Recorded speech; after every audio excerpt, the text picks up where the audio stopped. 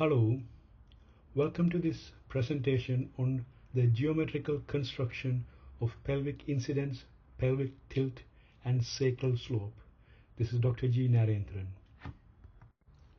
In this presentation, I am going to geometrically illustrate why pelvic incidence is equal to pelvic tilt and sacral slope. This is a schematic diagram of sacrum seen on the lateral view. In order to construct the pelvic incidence, first of all, you need to draw a line that is perpendicular to the superior surface of the sacrum at the midpoint of the superior surface of the sacrum.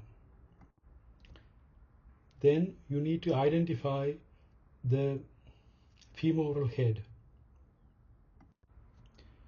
In order to construct the pelvic incidence, you then need to draw a line from the superior surface of the sacrum where the perpendicular line meets it to the head of the femur. The angle subtended by the perpendicular line to the superior surface of the sacrum to the line drawn from the superior surface of the sacrum to the femoral head forms the pelvic incidence. After skeletal maturation, the pelvic incidence is fixed. In order to construct the pelvic tilt, you need to draw a plumb line that drops vertically onto the head of the femur. The angle that is formed by this line to the line that was drawn from the superior surface of the sacrum to the femoral head forms the pelvic tilt.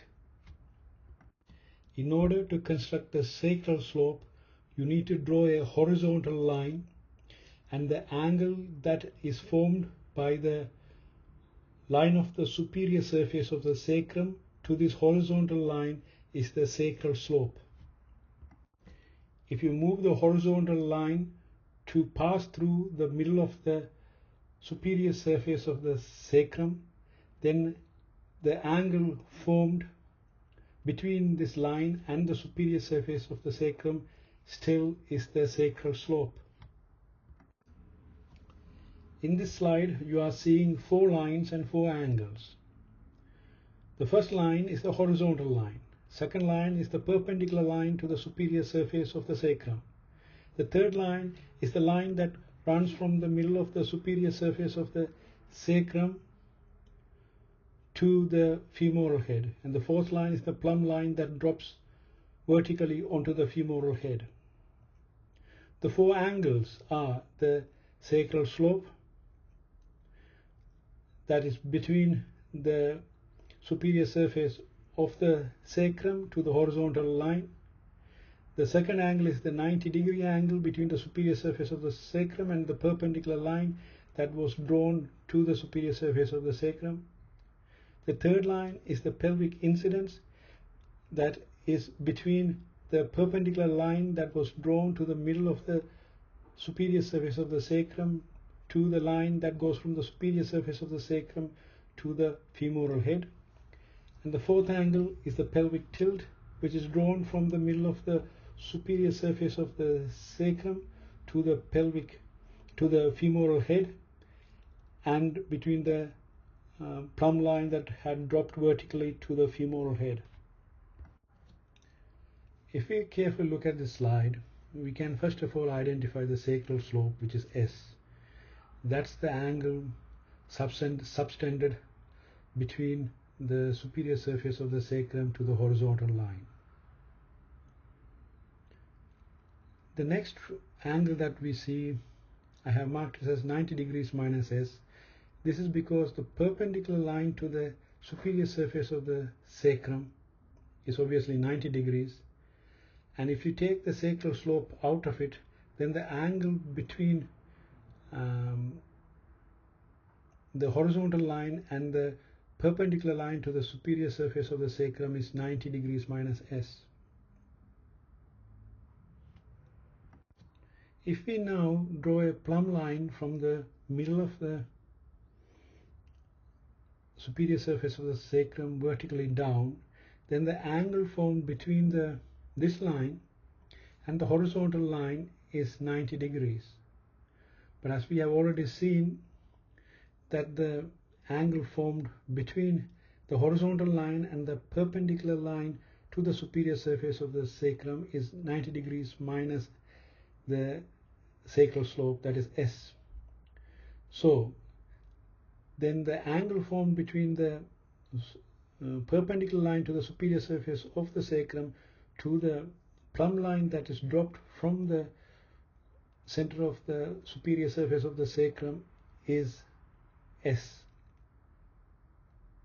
That is same as sacral slope.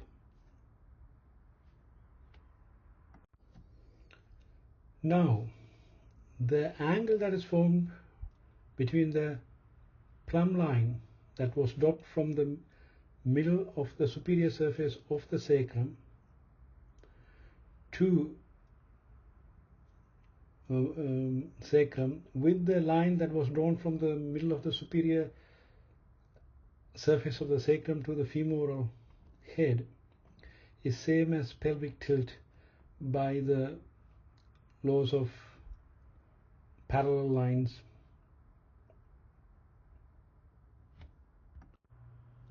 So you can see in this diagram very clearly that the pelvic incidence is the combination of pelvic tilt plus the sacral slope.